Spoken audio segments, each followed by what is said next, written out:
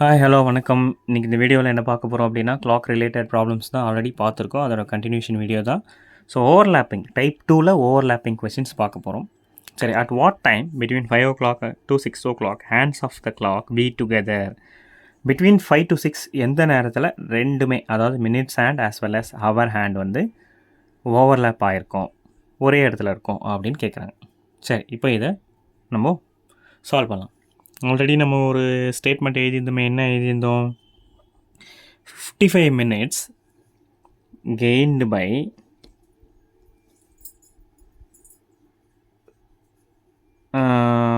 55 minutes gained by minute hand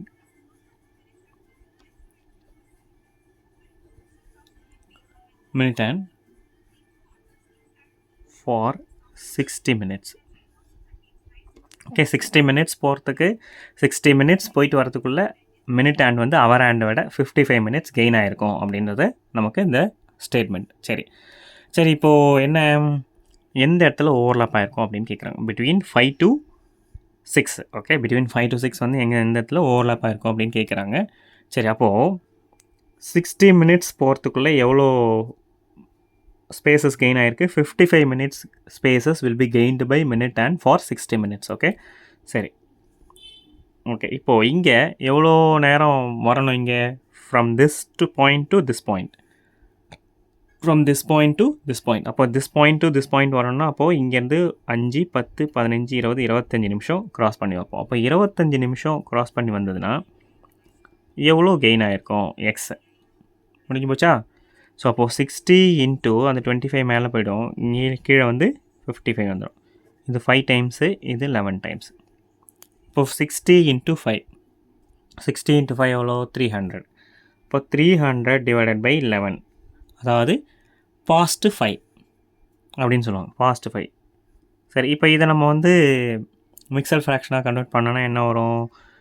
27 of 3/11 past 5. இதுதான் இதோட answer. So அப்போது என்ன சொல்ல வராங்க?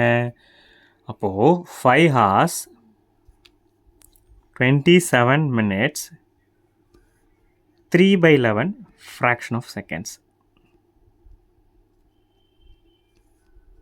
சரி, இந்த டைமில் வந்து between 5 to 6 hour hand and minutes hand வந்து ஓவர்லேப் ஆகும் அப்படின்னு சொல்லியிருக்காங்க. ஓகே, ஸோ அப்போ ஓவர்லேப்பிங் வந்து இந்த டைமில் ஆகும், பிட்வீன் 5 to 6.